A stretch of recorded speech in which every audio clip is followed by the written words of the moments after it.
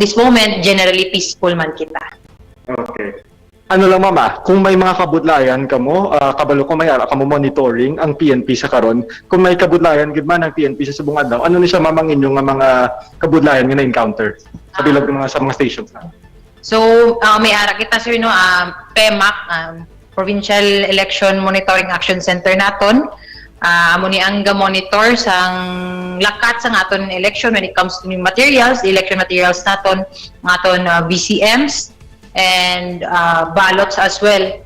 As of this moment, amo na ang aton challenges na ginatubang no, subong. We have 26 na as of this moment, as of 2 p.m.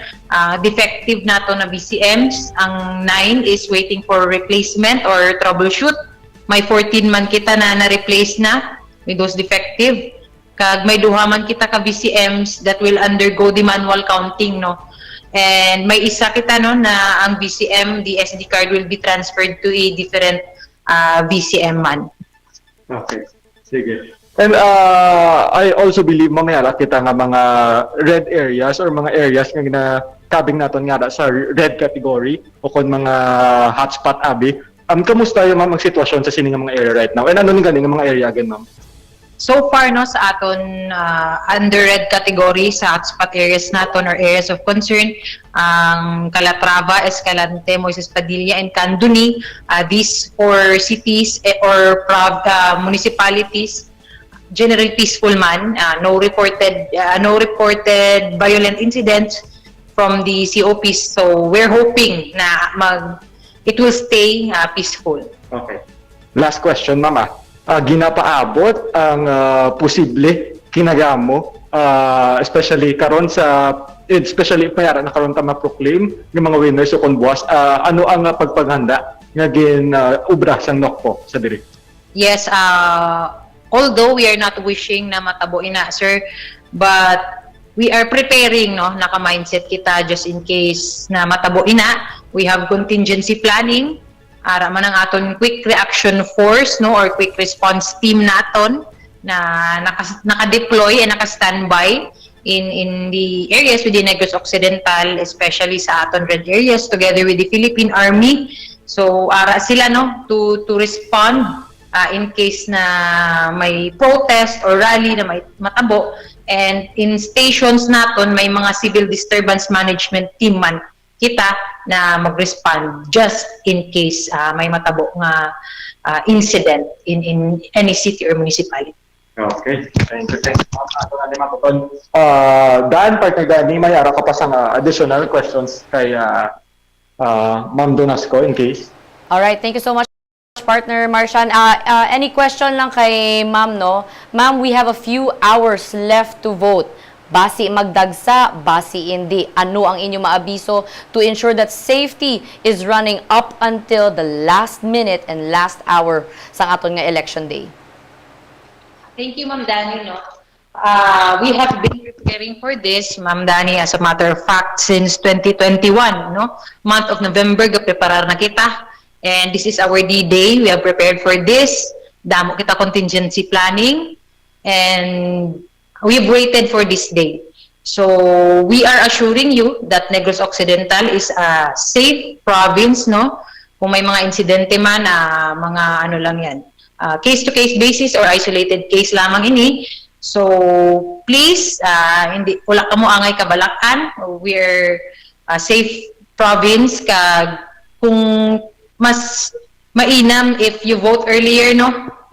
Before 7 p.m. makavote na kamo para hindi man kamo magkinagamo no in the last hour, and hoping na we will be able to sustain a secure, accurate, free and fair elections this 2022.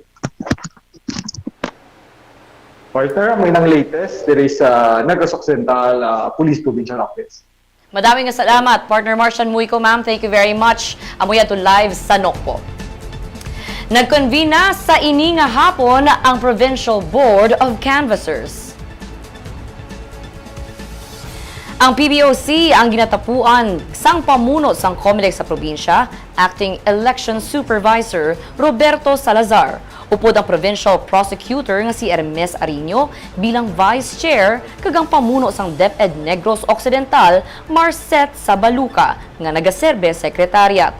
Ang pag-convene sang PBOC sining hapon sa sangguniang panlalawigan sang Negros Occidental ang ginatambungan sa mga tiglawas o kun abogado sa mga political parties. Pila sa mga abogado nga yara diri amo ang mga tiglawasang Liberal Party, Aksyon Demokratiko, Lakas CMD, Nationalista Party. Sa initial reports ng PBOC, nagapakita nga wala pa sa may nabaton nga boto ang mga kandidato. Ini natungod nga sa karon nagapadayon pa ang botohay. Ginapaabot nga buwas pa nga adlaw makasugod ang canvas of votes nga mga gikan pa sa nagkalain-laing nga banwa kag syudad sang Negros Occidental.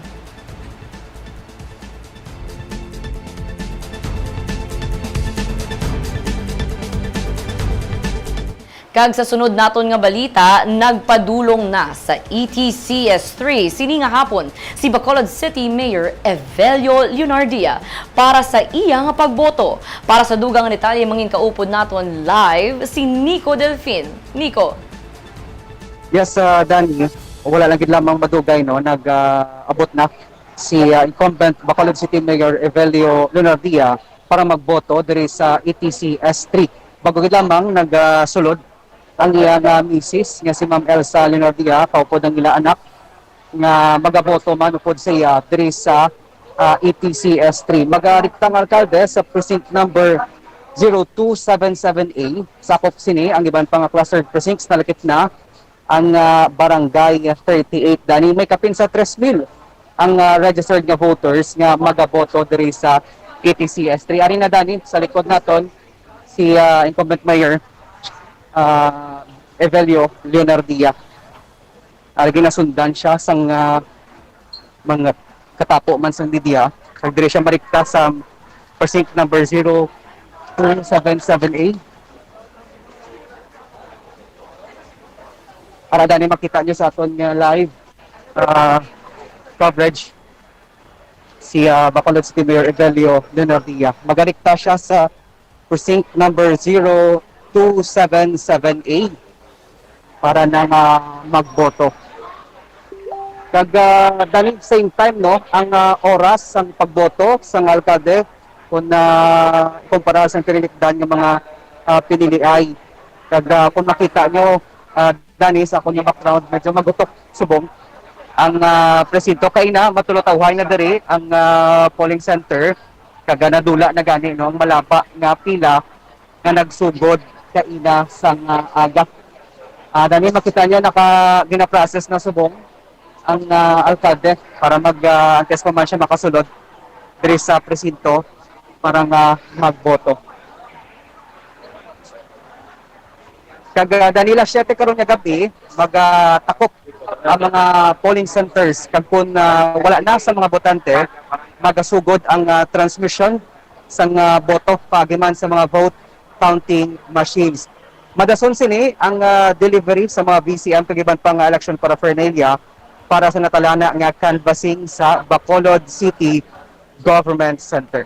Para karon sa dugang nga mga detalye angot man sa karon nga eleksyon, ibalik naton dani ang dugang pa nga mga detalye angot diri. Para sa Pinili ay 2022, ako si Nico Delfin para sa DGCast Negros. Dani? Madaming salamat, Nico Delfin. Kag sa atong tanan nga tumalanaw sa ini nga hapon kag nagapamati man sa FMR 91.1 dugay-dugay 5:30 in the afternoon dugang pagid nga mga balita ang inyo man nga mabatian mismo sa Digicast Negros. Kag sa liwat kung mayara makamusang luyag nga i-share nga mga photos, videos, mga hinitabo sa inyong nga lugar, pwede gid kamo makasendri sa amon sa ato nga official Digicast Negros Facebook page. Sa liwat, ini ang pinili ay 2022 ang special election coverage ng Digicast Negros. Ako si Danny Dingkong Lagumbay, halong kita tanan and every vote counts. This is Pinili Ay 2022, the election special coverage of Digicast Negros. Brought to you by Grace Pharmacy, United Sugar Federation of the Philippines, and Terranova Computers.